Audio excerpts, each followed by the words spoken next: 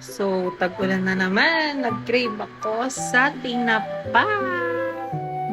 Oh, dahil nag-crave ako sa tinapa, syempre, dali-dali akong bumili sa labas. At dito nga guys, sinanda ko na ang kamatis at sibuyas.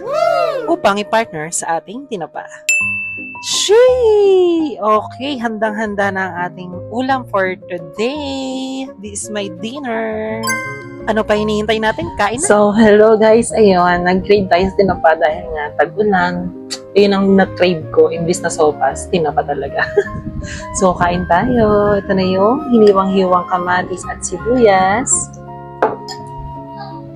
At tinapa syempre. So, kain tayo. Thank you, Lord.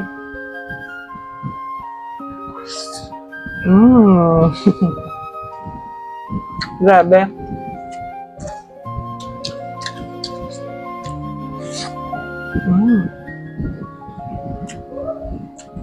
Satisfying ang crave. Init-init pa.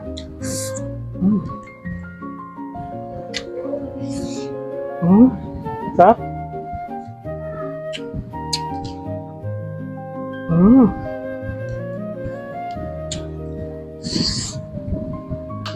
So guys, ayun, maglagay tayo ng Yakult.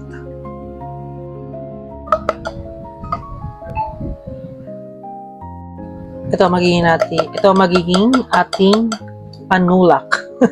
Panulak, inumin. Sarap.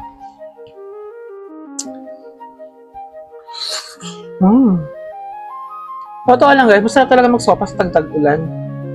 Pero iba ang crave ko ngayon, tinapa. Ang sarap. Cheers!